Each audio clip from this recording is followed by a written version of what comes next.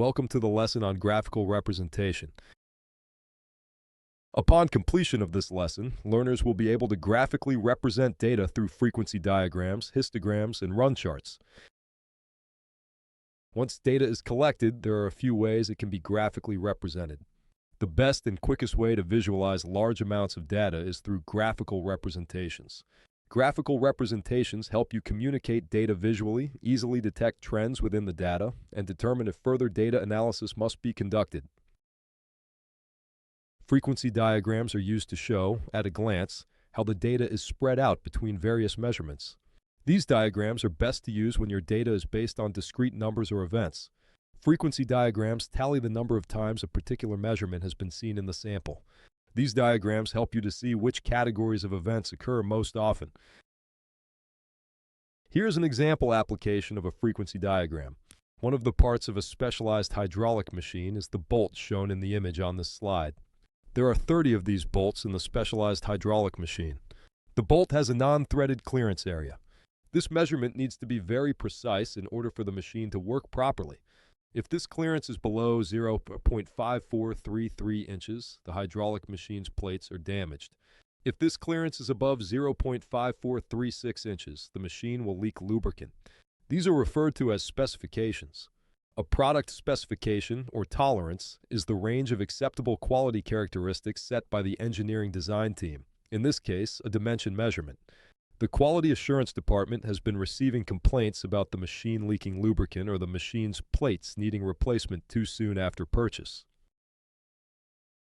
The Quality Assurance Department decides to conduct an analysis.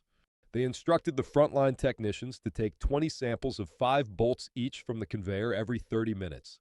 The tally of the 6 measurements observed are placed on the x-axis of the graph.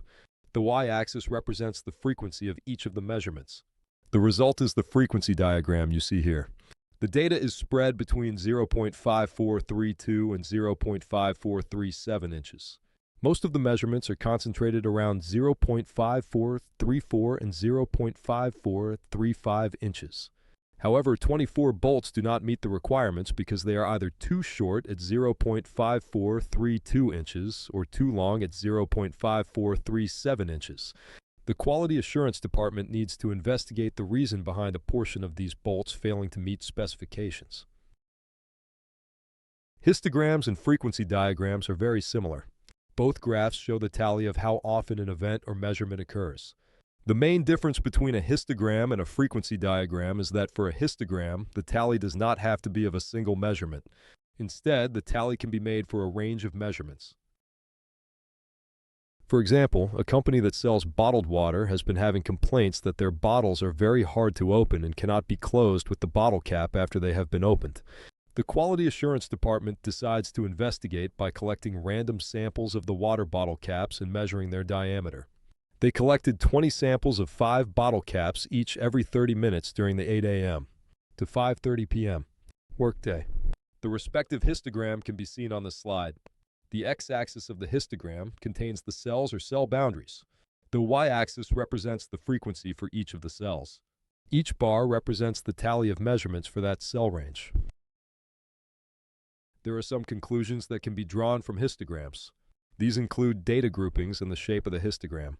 For example, we can see from this histogram that the data is largely grouped in cells 3 through 7, which correspond to a diameter ranging from 2.295 to 2.8352 centimeters. We can also see how that data seems to have a small grouping on the left side of the histogram, corresponding to a smaller diameter on the water bottle cap, which could be the cause for the customer complaints. The Quality Assurance Department must further investigate the cause of this defect. Histograms can often form different shapes. When a histogram shows most of the data in the middle and trails out at each side, like figure A, it is said to be symmetrical. This shape is also called a bell curve or normal curve. It is called normal because this is the shape seen in natural processes that have variability. Histograms may also have 2 peaks, as seen in figure B. These histograms are called bimodal. Finally, a histogram may represent data that is mostly to the left or the right of the graph. These are said to be skewed histograms as seen in figures C and D. A special type of histogram is a Pareto chart. A Pareto chart is a graphical representation of data collected on the causes of a particular problem. A Pareto chart can tell you which cause creates the most defects. The Pareto chart follows a theory which states that 80% of all problems are usually produced by only 20% of the potential causes. This is called the 80/20 rule. Pareto charts will be further reviewed in the root cause analysis module of this course. A run chart is another way to provide a graphical representation of data. A run chart is a graph that plots sample data in a time sequence. It is used to determine a trend, a pattern, or unexpected shifts in the data over a period of time. Run charts are used in industry as a quick test of system performance since they are easily constructed. They are a good way to communicate information with other departments. In order to create a run chart, the following steps need to be followed. Step 1. Collect data. We will be using the data already presented in the water bottle cap example. If you recall, a random sample of 5 bottle caps was collected every 30 minutes and the diameter of the bottle cap was measured and recorded. Step 2. Calculate the range by subtracting the minimum recorded data point from the largest recorded data point. For the sample data used in this example, the maximum data point is 2.94 centimeters and the minimum data point is 2.16 centimeters. Therefore, the range is 0.78 centimeters. Step 3. Calculate the median. The median is a descriptive statistic that is used to determine the value that is the middle of all other values. To find the median, the sample data is ordered from lowest to highest value. The median will have equal values to the left and to the right of it. The median in this case is 2.51 centimeters. Step 4. Construct the graph. The x-axis will plot the time data and the y-axis will show the measurements that are being taken. The center line, corresponding to the median, should be drawn. Plot the data points and connect them with a line. You can see a finished run chart here on this slide. Step 5. Lastly, analyze the graph. From the run chart, you can see that there are a few points that are very close to 2.1 centimeters. These occur early in the morning and later in the afternoon.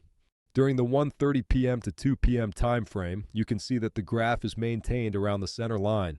This information can be used to determine how to adjust the bottle cap production process in order to create fewer defective bottle caps. Like histograms, run charts often form different shapes. When a run chart shows a pattern, like figure A, it is said to be a cycle or cyclical process. Figure B, on the other hand, is said to be an example of a run trend. This means that a variation caused by at least 9 sample points in a row is on one side of the center line. Figure C shows an upward trend in the data. In summary, graphical representations offer a quick method to represent data and determine the need for additional analysis. Frequency diagrams, histograms, and run charts serve as the primary tools for graphical data presentation. While frequency diagrams and histograms are constructed using frequency data, run charts specifically display measurement data collected over time.